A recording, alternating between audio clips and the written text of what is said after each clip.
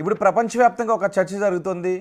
ప్రపంచ ఆర్డర్ మారబోతోందా అని, new world order రాబోతోందా అని, అమెరికా ప్రభావం తగ్గబోతోందా అని కూడా. ఎందుకంటే చైనా సైనిక బల ప్రదర్శనపై ఇప్పుడు పెద్ద ఎత్తున చర్చ జరుగుతుంది. అంతేకాదు అదే సమయంలో ట్రంప్ చేసిన ట్వీట్పై కూడా పెద్ద ఎత్తున చర్చ జరుగుతుంది. ఒకసారి ట్రంప్ చేసిన ట్వీట్ ఏంటో చూద్దాం. ట్రంప్ చేసిన ట్వీట్ని మనం చూస్తూ ఉన్నాం. ఇప్పుడే రష్యా, చైనా, భారత్ ఒకే వేదిక పైన కనిపించడం, మిత్రులుగా మారడం, చర్చించుకోవడం, వ్యూహాత్మకంగా ముందుకు వెళ్ళడం, వాణిజ్య ఒప్పందాలు తీసుగా ముందుకు వెళ్తూ ఉండటంతో ట్రంప్ ఒక ట్వీట్ చేశారు. రష్యా, భారత్ని చైనాకు కోల్పోయాం, ఒక అగాధంలోకి, ఒక డార్క్లో చైనాకి వెళుతూ ఉన్నాయని ఆయన ట్వీట్ చేశారు. వాళ్ళ భవిష్యత్తు బాగుండాలి అని కోరుకుంటున్నాను అంటూ డొనాల్డ్ ట్రంప్ చేసిన ట్వీట్ని కూడా మనం చూస్తూ ఉన్నాం. Looks like we have lost India and Russia to deepest darkest China, May they have a long and prosperous future అంటూ టుగెదర్ ప్రెసిడెంట్ డొనాల్డ్ ట్రంప్ ఆయన చేసిన ట్వీట్ని మనం చూస్తూ ఉన్నాం. ఎస్ నాగేశ్వర్ గారు, ఈ ట్వీట్ని ఎలా చూడాలి, ట్రంప్ ఆలోచన విధానాన్ని ఎలా చూడాలి? అది వ్యంగ్యంగా ఆయన అంటున్న మాటలు.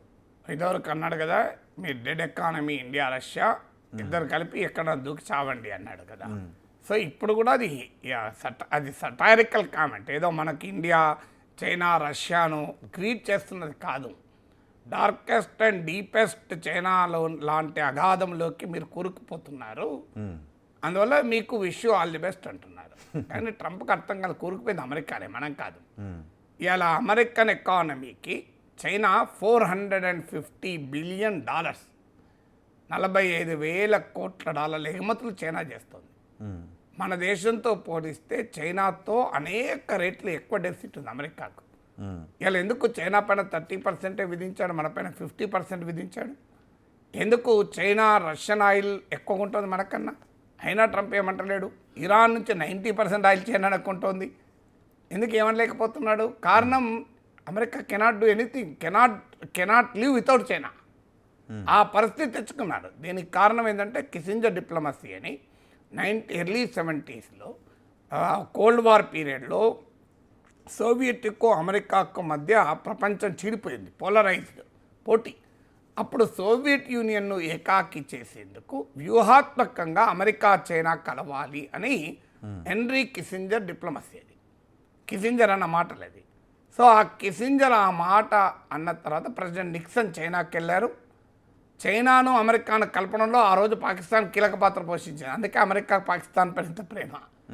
సో అప్పుడు ఆ రకంగా స్టార్ట్ అయినటువంటి రిలేషన్స్ కాస్త చైనా హ్యాస్ యూజ్డ్ అమెరికా ఈ దశకు యూజ్ చేసుకుంది.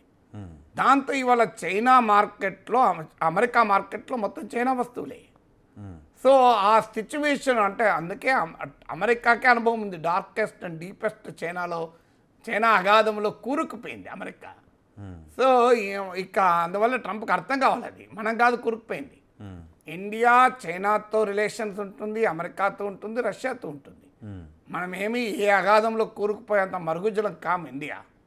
India is the founder of the non aligned movement. మన ప్రభుత్వాలు అడపాదడపా తప్పుడు నిర్ణయాలు తీసుకోవచ్చు, కానీ ఇండియా ద నేషన్ ఇది అ వెరీ స్ట్రాంగ్ నేషన్.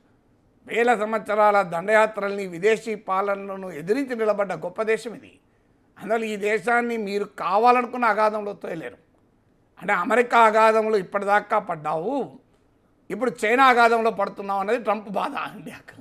ఎందుకంటే హెన్రీ కిసింజర్ ఒక మాట అన్నాడు, to be adversarial to United States is dangerous, to embrace US is lethal అన్నాడు. ఇది హెన్రీ కిసింజర్ అన్నమాట, నేనన్నమాట కాదు. అంటే అమెరికన్ ఫారిన్ పాలసీ పండితులు, to be adversarial to US is dangerous. అమెరికాకు శత్రువుగా ఉంటే ప్రమాదకరం, అమెరికాకు ప్రత్యర్థిగా ఉంటే ప్రమాదకరం. ఇక మీరు అమెరికాను కౌగలించుకుంటే అత్యంత ప్రమాదకరం అది.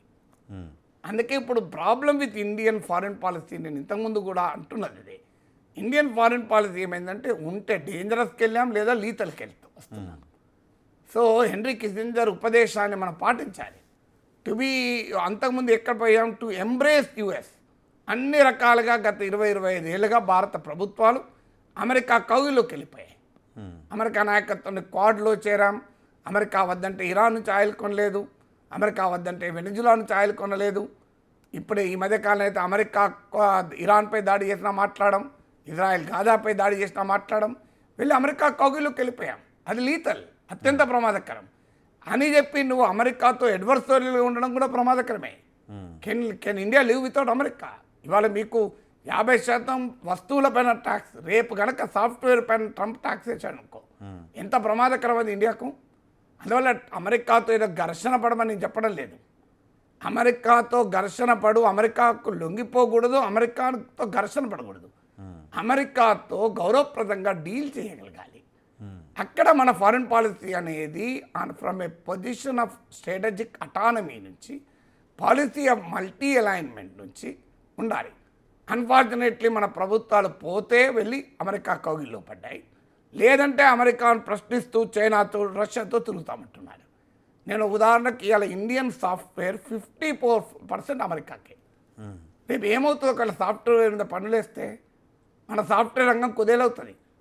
ఎన్ని వేల మందికి ఉద్యోగాలు పోతాయి. దీని ఇంపాక్ట్ ఎంత ఘోరంగా ఉంటుంది. ఇంతవరకు ట్రంప్ వేయలేదు ఫార్చునేట్లీ, కానీ వేస్తే ఎలాంటి ప్రభావం ఉంటుందో ఆలోచించాలి కదా. ఇప్పుడు రొయ్యల మీద వేస్తేనే మన గోదావరి జిల్లాలో ఆక్వా రంగం తలకిందవుతుంది. రొయ్యల పైన అంత ప్రభావం ఉంటే సాఫ్ట్వేర్ పైన ఎంత ప్రభావం ఉంటుంది. కానీ మన ఫారిన్ పాలసీలో ఉన్న లోపమే అది. అంటే ఉంటే అమెరికా అగాధంలో పడతావు, లేదా చైనా అగాధానికి పోతావా. చైనాతో కనుక నిజంగానే ఒక దశ దాటితే మన చైనాతో కూడా మంచిది కాదు. ఎందుకంటే ఇండియా చైనా ట్రేడ్ పెరిగినప్పుడల్లా మీరు గమనించండి, ఇండియాకే డెఫిసిట్ పెరిగింది. ఎందుకంటే కంపారిటివ్ అడ్వాంటేజ్ చైనాకు ఉంది, మనకు లేదు. కంపారిటివ్ అడ్వాంటేజ్ మనకు పెంచుకునేంత వరకు ఇండియా చైనా ట్రేడ్ పెరుగుతున్న కొద్దీ చైనాకు బెనిఫిట్, ఇండియాకు నష్టం అని చెప్పి చైనాతో ట్రేడ్ జరపాల్సింది. అంటే క్యాలిబ్రేట్ చేసుకుంటూ ఉండాలి, కంపారిటివ్ అడ్వాంటేజ్ పెంచుకుంటూ ఆ మేరకు ట్రేడ్ పెంచుకోవాలి. అందువల్ల హెన్రీ కిస్సింజర్ అన్నట్లు ఒకప్పుడు మనము వి ఎంబ్రేస్ యూఎస్, ఇప్పుడు we want to be adversarial to US. Trump అదే కోరుకుంటున్నాడు. ఇంతకాలం మా అగాధంలో పడవా, ఇప్పుడు చైనా అగాధంలో పడకు అంటున్నాడు. మన ట్రంప్కి చెప్పాలి, అయ్యా మేము ఏ అగాధంలో పడము, మా అగాధంలో మీరు కూడా పడకండి. Let us have respectable relationship.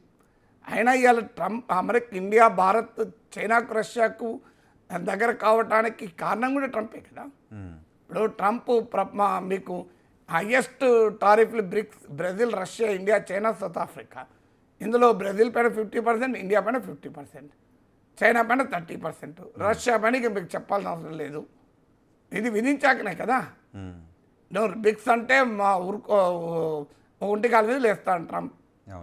So అందువల్ల ట్రంప్ స్వయంకృతాపరాధం. అమెరికా వదులుకుంటే if you don't want us, what can we do? Okay, దానికి ఆన్సర్ ట్రంపే చెప్పాలి. సో ఇప్పుడు పరిణామాలు చూస్తుంటే న్యూ వరల్డ్ ఆర్డర్ రాబోతుంది అనే చర్చ జరుగుతుంది. న్యూ వరల్డ్ ఆర్డర్ రాబోతుందా? ఆంటోనియో గ్రామ్సే అనే ఒక సామాజిక శాస్త్రవేత్త అంటాడు, the old order has not gone, the new order has not come yet, is the world passing through the age of monsters అన్నాడు. ఇప్పుడు అది అంటే కొత్త యుగం, పాత యుగం పోలేదు, కొత్త యుగం రాలేదు. అందువల్ల మాన్స్టర్స్, భయంకరమైన మనుషుల పరిస్థితుల ద్వారా పయనించాల్సి వస్తుంది ట్రంప్ లాంటి వాళ్ళ ద్వారా. సో అందువల్ల ఇది ఓల్డ్ ఏజ్ పోలేదు, న్యూ ఏజ్ రాలేదు. కానీ ఈ ఏజ్కి తగ్గట్టుగా మనం రియాక్ట్ అవుతూ ఉండాలి. ఈ ఏజ్ అయితే డెఫినెట్గా ఏజ్ ఆఫ్ మల్టీపొలారిటీ, అంటే ఏకధ్రువ ప్రపంచము కాదు ఇది. ఏ ఒక్క దేశము డామినేట్ చేయకూడదు. ఈ యుగంలో మనము స్ట్రాటజిక్ అటానమీ, వ్యూహాత్మక స్వయం ప్రతిపత్తి, ఓ ఇండిపెండెంట్ ఫారెన్ పాలసీ, స్వతంత్ర విదేశాంగ విధానము, ఎవరి కౌగిల్లో ఒదగకూడదు. అది అమెరికా కానీ చైనా కానీ. అదే సమయంలో ఎవరిని శత్రువుగా చూడాల్సిన అవసరం లేదు. అది అమెరికా కానీ చైనా కానీ. There are no permanent friends, there are no permanent enemies. There are only permanent interest in the foreign policy. Right.